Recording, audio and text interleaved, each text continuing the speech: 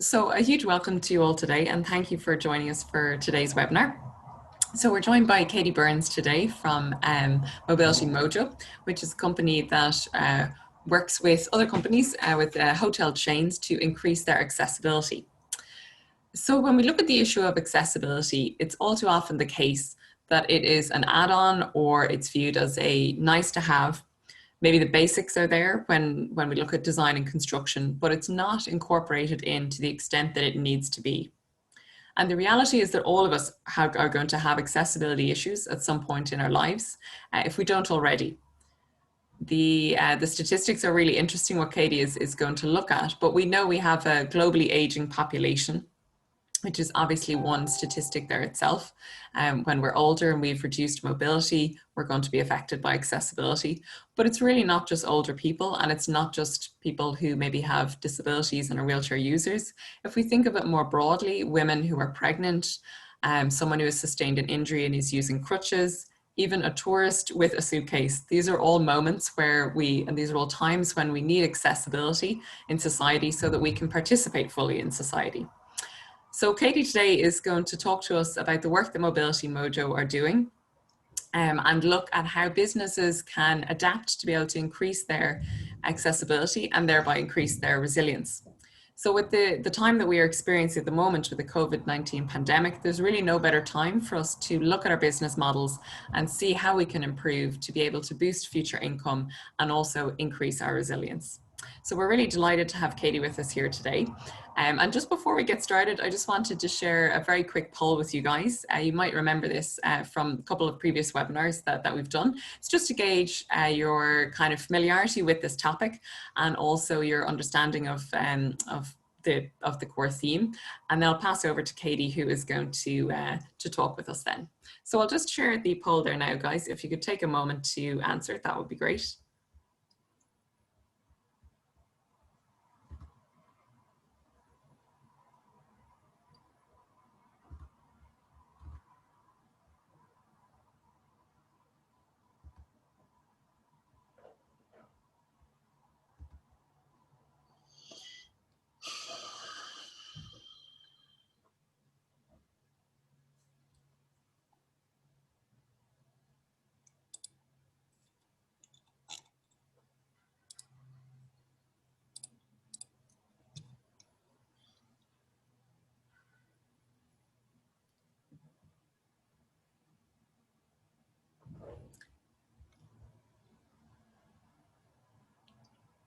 Okay, I think pretty much everyone there has, or no, still one or two coming in, so I'll just leave 1 second.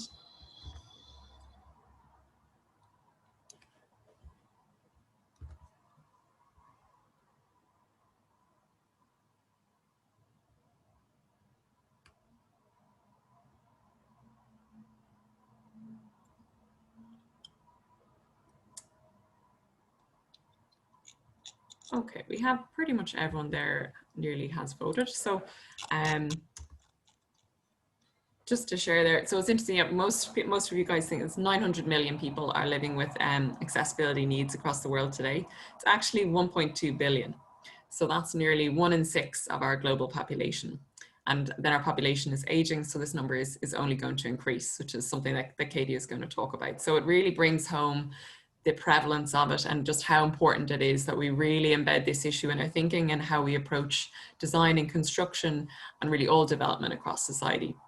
And in terms of those of you say you're familiar with the issue of accessibility, we have most people saying to some extent. So that's great, and that I hope that you'll learn a lot from Katie today. I certainly have myself, and from Mobility Mojo as a company. So I'm excited to get your feedback from it. And yeah, enjoy the webinar. I will pass over now to Katie. That's great. Thanks very much, Emma. So I'll just share my screen. Ignore all the slides.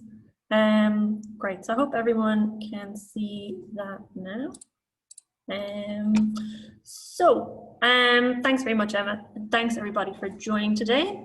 So I'm Katie and I work for a company called Mobility Mojo, and I'll be talking a bit about us and what we do throughout the session. So today I'll mainly be talking about accessibility. So what it means, why it matters, and what we can do differently that will make a better, more resilient world for everybody, while uncovering some hidden and very lucrative opportunities. So, the Sustainable Development Goal to reduce inequalities within and among countries by 2030. It's one of the big ones, number 10. So there are specific facts and figures around what we want to achieve as a world to reduce inequalities based on income, age, sex, disability, race, ethnicity, origin, and religion to ensure that no one is left behind. And that's a fantastic goal, but extremely vague. Where do we start? What does it mean to reduce inequalities in any of these areas? And how many of these inequalities are we even aware of? So let's start with diversity and inclusion. So diversity and inclusion has been emerging particularly in recent years and is highlighted in many organizations and societies as the way forward. But why? What is so important, and why is the spotlight on this area now? Why is reducing inequalities a sustainable development goal? So there are a few key reasons why this is a focus. So number one, we learn different perspectives. So when you speak with people from different backgrounds, you'll get a broad range of perspectives on the common struggles, priorities, and experiences that we share. When you view life through the lens of another individual, you add another layer of understanding that enriches your worldview. Number two, it minimizes discrimination. So as you gain intimate insights into the lives and challenges that other people face, you open the doorway for kindness and understanding and facilitating the needs of those people, which we'll obviously talk about during this session.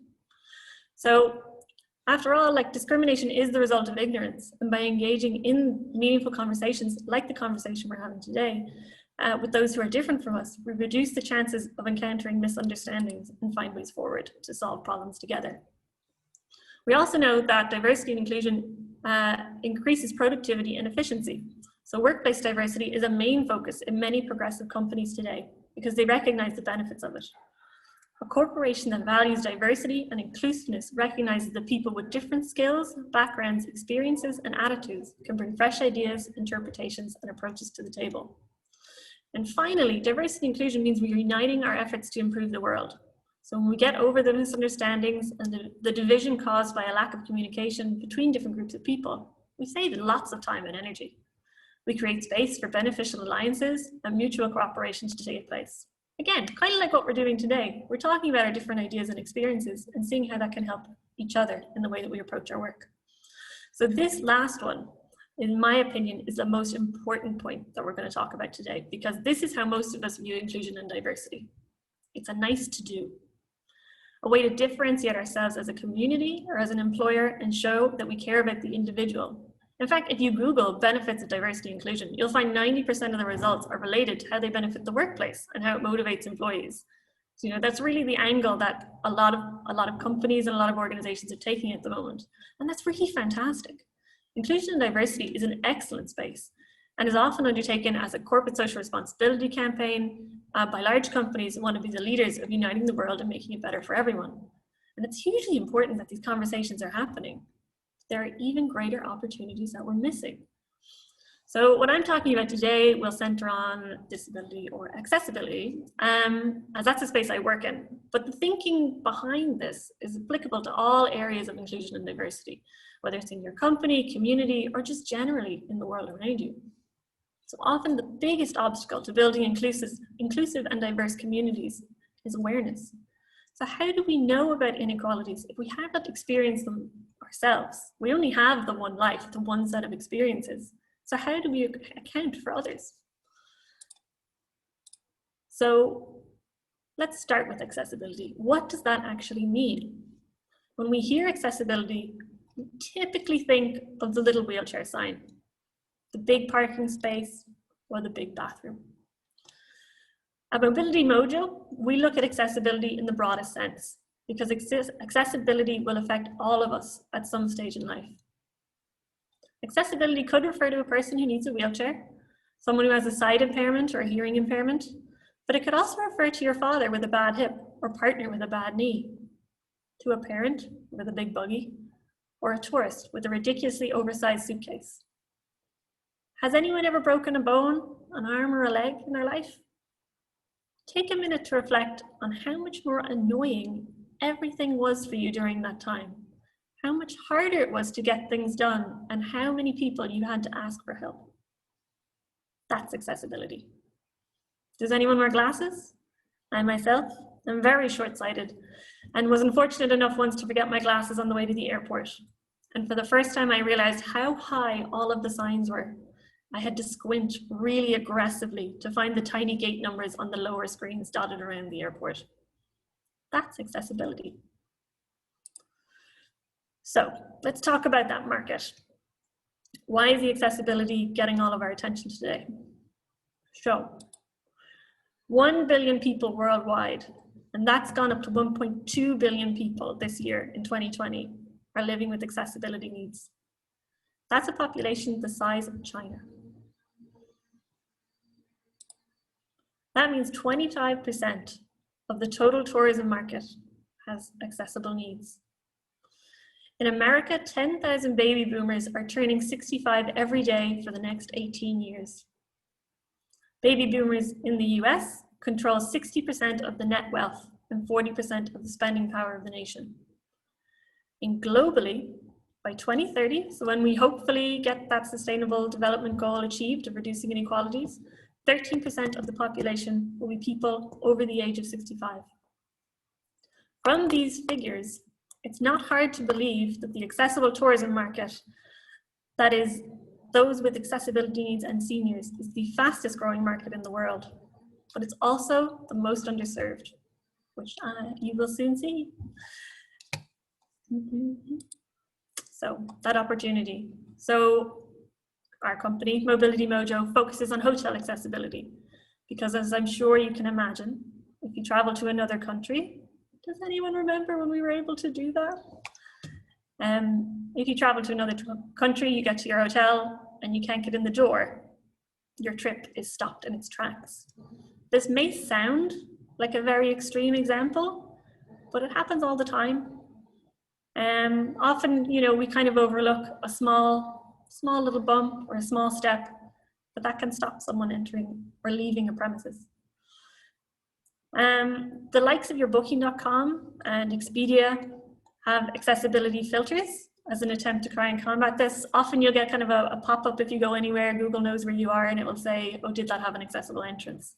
What does that mean? And that's the problem we're facing. Booking.com will have a little filter with our little wheelchair symbol, but if you click that, what does accessibility mean? It means different things to different people. As you saw with the example we ran through earlier, that could mean that I have a sight impairment, that could mean that I have a mobility impairment, and it could literally mean that I have a big buggy and I don't know if there are steps up to your hotel or not. So when you click these filters, there's not much information. It's very vague, like we have an accessible entrance. But what does that mean? There's no pictures, there's no measurements. Another crucial information is missing, and it's simple things that a person with accessibility needs to safely stay at a hotel. So it's no wonder that half of that 1.2 billion people globally with accessibility needs do not travel due to a lack of information or fear of something going wrong. At Mobility Mojo, we surveyed 1,000 hotel websites across 121 countries, including the 8 largest hotel groups in the world. So that's Hilton, Marriott, Best Western, the names we all know and love. Over half of the hotels surveyed did not allow a person to book an accessible room through the website at all. So a simple thing that we could easily take for granted. It's not possible for someone with accessible needs for over half the hotels around the world. From that same survey, we found that not one hotel website provided enough information for either the CEO or COO of our company to confidently book a hotel room. Both need one key piece of information that's missing: the height of the bed. Something I never thought about until I worked here.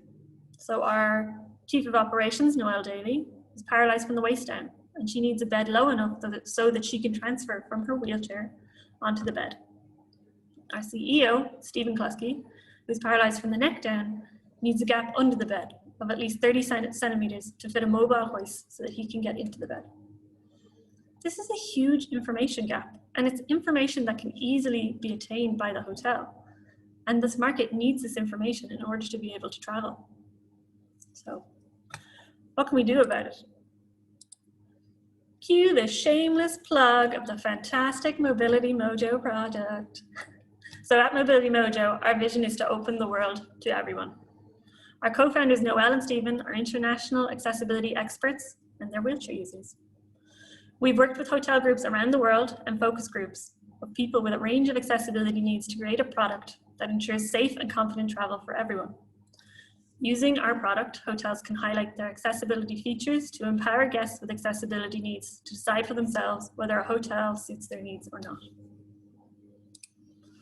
So I'll give you a run through of our product. Virgin Hotels is one of our customers. So it's quite a busy website, but I'll just bring your attention up to the menu in the right-hand side. You give that a click, the menu appears, and you'll see there's a hotel accessibility button here on the left-hand side. You click that. And then you get this pop-up. So what's happening here? It looks like part of the website. The hotel has been able to add its branding so that it fits in. But all of this information is being pulled from the Mobility Mojo Hotel Accessibility tool. So basically what happens is a hotel is given a link to the product and they go through their hotel and they answer the questions. So it's a general area, bedroom area, and bathroom area. So these are the key pieces of information that a person with accessibility needs will need. Number one, can I get in the building? Number two, can I get in the bed? Number three, can I use the bathroom? Again, something we never really considered. You'll see that the information here, it's very specific. There's an accessible entrance or this is an accessible room. This is the door width and it's 84 centimeters. So whether it's you have a walker, you're in a wheelchair, you have a buggy, you have a gigantic suitcase, you can decide for yourself if you can get in that door. Similarly with the bed, the bedroom door width, the bedroom height, and the width of the bathroom door, all of that information is given to the customer so that it can empower them to make their own decision. You'll notice that all the information is positive. So we were conscious that hotels didn't want to have a lot of negativity on their websites. What this does is it only shows the accessible features that the hotel already has. We give the hotels a report that recommends ways that they can improve their accessibility further, but for when they're filling out the product itself, they are simply filling in what they already have in their hotel. This is another example. So the Clayton Hotel, that's in Dublin. So when you click that button, again, it's just the information of what they have already in their hotel. They don't necessarily need to improve their accessibility, but most hotels already have this inventory. It's just sitting there. And if someone wants to get the information, it can be quite an arduous process. Again, we surveyed 600 hotels by phone to see what it would be like, what that journey of getting that information would be. The longest phone call was 22 minutes, just trying to find out, number one, do you have an accessible room? Number two, does it have a roll-in shower? And number three, what's the height of the bed? You'll see that we've added these buttons, so the book now and call now, and that's to encourage book direct. Because again, Booking.com and Expedia are not doing this. So if the hotel is going to that extra effort, we want them to be getting the direct booking. This also solves another problem. So in America, there is the American Disabilities Act. And in recent years, there's been a wave of lawsuits. Basically, people with accessibility needs finding that they can't make a booking for a hotel the same way a regular room can be booked. And that is in breach of the ADA requirements. There are huge lawsuits throughout the US. And what this does is number one, it allows you to book the accessible room, but it gives you all the information you would need to book that accessible room as well. So we worked with hotels across Ireland, the UK, and the US, and they've seen a return on investment of 1,900% from implementing our product on their website. So keeping in mind that this is previously unsold inventory that has always been available at the hotel. And suddenly it's a service that's in demand just by showcasing that information. Because again, that huge market needs this information to be able to book this hotel and to be able to confidently stay. So the number sounds a bit daft, and believe me, we know. So how can that be the case? How can you get return on investment of 1,900% on rooms that people didn't know were there before? So less so now, thank you, COVID. But when the world was normal, a person with accessibility needs would often determine the venue for a family trip, a wedding, or a conference. We often look at that accessible room in isolation, like, oh, We have 9 accessible rooms, so that's 9 additional bookings we can have a day. But it's so much more than that. Our CEO, Stephen, loves to tell the story of his trip to Hamburg with a group of friends. So like that, they decided to go. He hopped on booking.com, Expedia, had a look through some of the accessibility filters, found a few hotels that looked good. So then he called them up, checked the finer details, height of the bed, width of the door. And once he was happy, that hotel got his booking, but it also got the 12 bookings of his friends that were going along with him. That one accessible room led to 13 rooms worth of revenue that the hotel would not have seen otherwise. Similarly, our COO, Noelle, went to her son's wedding last year. Finding a hotel with an accessible room that suited her needs was a key deciding factor for the wedding venue for 150 people. This is a huge opportunity that hotels don't know is there. No one is currently tracking hotel or the bookings for accessible rooms. And that's a key reason why people can't book them online, because hotels kind of just lump them in with the inventory. And legally, the accessible rooms need to be held and sold last in case someone with accessibility needs them. So if your average occupancy rate of a hotel is 90%, that last 10% is most likely including the accessible rooms. And there's no information whatsoever. We found on a huge number of websites across the world that there was lots of information and entire web pages dedicated to letting you know that a hotel is pet friendly and has pet friendly services and dog salons. There wasn't information about accessibility. So coming back to that kind of huge opportunity of being the deciding factor, we can look at just the 1 in 5 people in the world with an accessibility need in isolation. And that's a huge market in itself. And they don't have the information they need to give hotels their money. But when we consider the 1 in 4 people who have a family member with an accessibility need as well, we can see that accessibility touches 53% of the consumer market directly. So how many more opportunities like this are we missing by not considering the inequalities built into the world around us? Because I never thought of any of this. Like, since I started with Mobility Mojo, I'll never look at a doorway the same way again. So how do we start to look at the world through a different lens and to seek out the hidden opportunities behind accessibility, but also all inequalities in the world? The first and easiest, and maybe the most impactful way to start is to look around. Since I have been working with Mobility Mojo, I have not looked at an accessible bathroom in the same way. Consider your day-to-day, though it's a little more limited now than it was before. But a very straightforward one. The Lidl down the road from me has added these pull baskets on wheels that you trail behind you as a sort of trolley. How does a person in a wheelchair use that when they need both their hands to move their chair? I worked in one of the big 4 before joining this team, and all of the doors were heavy fire doors that needed to be pulled outwards and had a key card scanner at chest height for me. Now you can't tell on Zoom, but I'm about 5'6.5". So if you were in a seated position, how was I going to open the door? How was I going to reach the key card scanner, open the door out, and then get in? So the next time you're in an office, whenever that may be, consider whether you'd be able to open the door from a seated position. Consider how easily it would be to navigate if you couldn't see. The next thing to do is to ask questions. So what is your organization or community doing about accessibility? Again, there's a lot of talk about inclusion and diversity, but is there a team dedicated to accessibility? Are they aware of this? For example, Mobility Mojo has reached out to community programs like Tidy Towns to see if accessibility can be added as a criteria. Because that's, how many times have you been walking around and there's one dip in the pavement? How do you get on and off? The next thing we can do is look at technology. I'm not meant to say this, but it isn't rocket science what we're doing. Information is empowering, and all of the information hotels are providing, things they can easily find with a smartphone and a measuring tape. With our product, hotel managers can fully assess their hotel's accessibility in under 40 minutes, and then adding a line of code to their website, suddenly they're opening up to this huge market.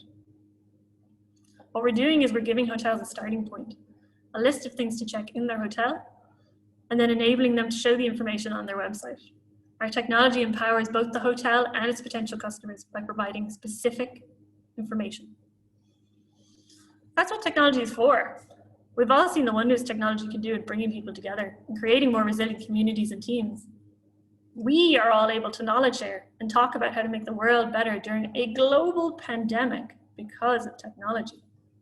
So let's look at how we can use existing technology to accommodate people with different needs. For example, Zoom and Teams both have closed caption software so that it'll make the words appear on the screen as we're talking. They are far from foolproof and can be quite amusing sometimes, but that's a great move in the right direction. Microsoft has also made huge leaps so that any documents that you're circulating, Word, PowerPoint, they can all be accessible now. And you can make sure they can be seen with, or they can be read with a screen reader. And that like kind of anything to do with like colors on backgrounds, but that's easy for people to see. And then finally, get in touch with organizations that are working with people with different abilities. We have lots of great groups here in Ireland, so like the Wheelchair Association, NCBI, Mobility Mojo. And then as well, consider the gaps in information and ability in everything that you do. Something as simple as counters or reception desks. They're all quite high. What if we had a lower one? It doesn't take anything away from anybody to make these changes, but having an inclusive design and reducing these inequalities creates a better world for everyone. So that's me. Does anyone have any questions? Let me see. There's the Q&A button here.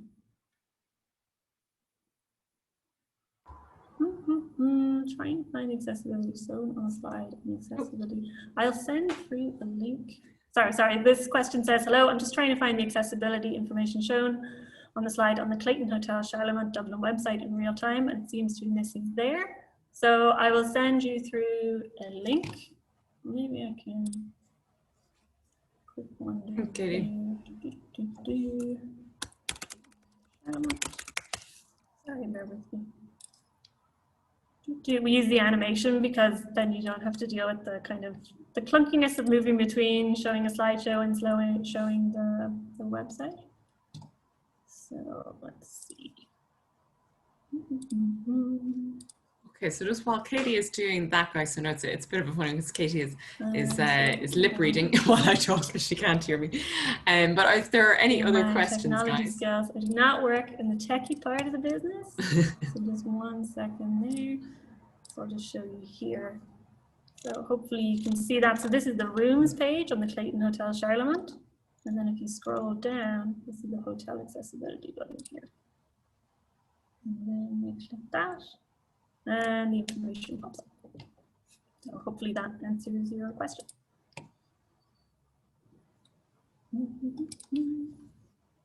Great, thank you so much, Katie, for a really interesting presentation, and it's really great to do. I know it's funny as Katie is lip reading and can't hear me, but it really just kind of shows the opportunities, and that's really what we hope from this, that you'll take away, that you'll just kind of start conversations, you know, whether perhaps you're maybe working, you're a business owner yourself, or whether you can bring it into looking, as Katie mentioned, looking at how your office could become more accessible. Even for us, I just thought, I'm like, okay, I must make sure, what is the story with the closed captioning? Could we easily actually incorporate that ourselves? You know, so just analyzing, you know, what are we doing and how could we improve, and kind of just starting the conversation around it, because that's really where it all begins. So yeah, guys, are there any other questions at the moment from our attendees there? I see Katie will pick them up as well if you share in chat or Q&A, or any just comments to share.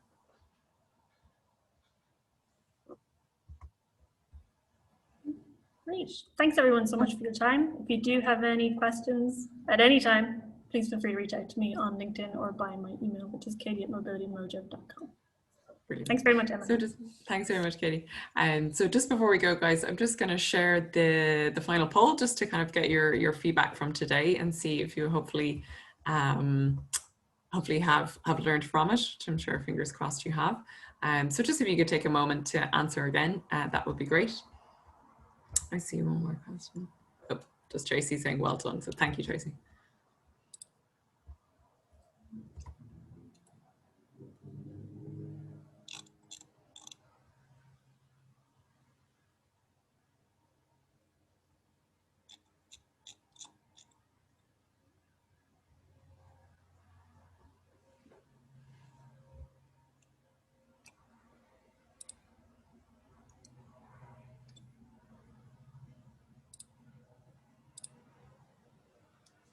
give one more moment, guys, for last people to vote, but very positive responses already.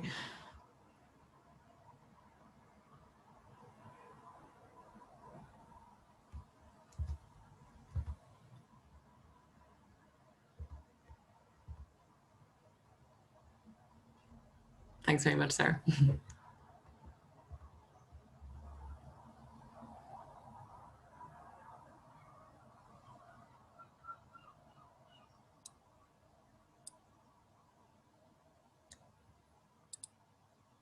Okay, so pretty much nearly everyone has voted there now. So I might just end it and share the results. So very positive that 100% of you now feel more informed about the opportunities accessibility presents. So hooray, our mission is achieved. And it's great to also see that it has changed your perspective on accessibility as an issue in society, that 84% of you say that. I think it really does take, just like as Katie said, you having that personal experience yourself for it to open your mind to it. This was for me personally, it was that I worked a few years ago in a small organization, Spinal Injuries Ireland. And, it just really opened my mind up to, what just we can't be aware of if we're not going through it ourselves or haven't yet in our lives. But, as we've said there, we are all going to experience it, and we actually do in ways that we just don't connect the dots, like when you have reduced mobility and when you're on crutches, whatever. So it's really just kind of, I suppose, bringing that empathy to the fore that we all experience it. And so then thinking, for those of us who are creators and who are running businesses, okay, how can we adapt to allow full participation? And it's not just social justice, that it's also actually, it makes great business sense, as Katie said. So thanks so much again to Katie. And yeah, Gregory, thanks very much for your feedback there. Great to hear. So yeah, as Katie said, if you have any questions, obviously, please do reach out to her. And otherwise, we are back next week with Tony Daly from 8020, who's going to be talking about international development and finance and ending poverty.